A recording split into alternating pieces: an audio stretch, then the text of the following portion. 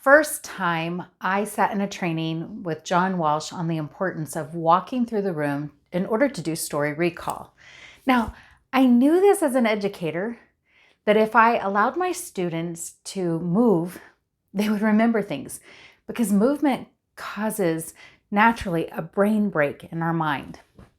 And it works just as well for a student or a person trying to learn how to recall a Bible story. So what you do is you invite the person to get up and be prepared to move around the room. So on the day that John announced this in class, I was like, oh my goodness, I don't want to get up. I want to just sit still and use my words and my thoughts and all, because I'm not as likely to need movement. But there are people that if they get up and move, they actually learn better. Haven't you ever heard somebody just say, just let me do it and I'll figure it out? It's by the movement and the doing that they can recall what they need to know. So with a Bible story, walk through the room. What you want to do is you want to invite them to sit and read through it one time. But then you want to have them get up and choose a space and to walk through that space and to actually touch and manipulate things in that space. They are to use the room as the divisions for the story, for recall. And what happens is they do that image or object that they have touched and that movement helps them to remember that section of the story. It's a crazy, amazing gift.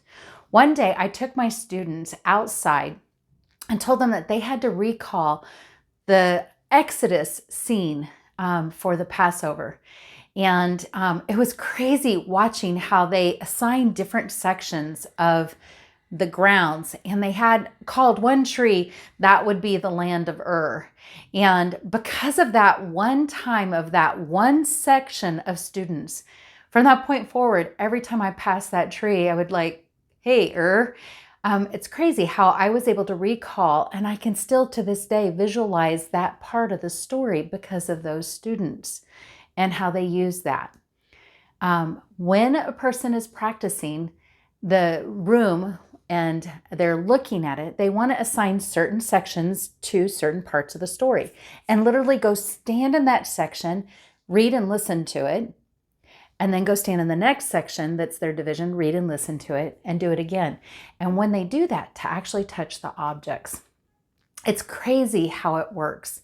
For myself, back in 2013, I was learning how to tell the story of the blind Bartimaeus when he was calling out for Jesus, Son of David, have mercy on me. And I was on my back patio trying to practice learning this story. And I was using walk through the room. And in my story prep, I made my grill my blind Bartimaeus. And to this day, whenever I would walk by the grill, I would recall that story section. And so it has a way of staying with us. So what you want to do, pick the story, choose a space, divide the story and choose sections in that room, touch an object as you practice that section of the story and move from space to space. The first time you tell it to somebody, you might actually tell them why you chose this area or why you chose that object to help you with recall. But the second time, don't tell them the why, just tell the story. And what you'll find is the story will stick. It's amazing how getting up and moving around can help. I learned that this was a really great tool to use at the end of the semester or at a high stress time during midterms when students were stressed, because also movement helps relieve stress. Maybe you want to try doing a walk through the room as you want to practice your next story. It's so important to be in the Word, to be with Jesus, to be transformed. Shalom, y'all.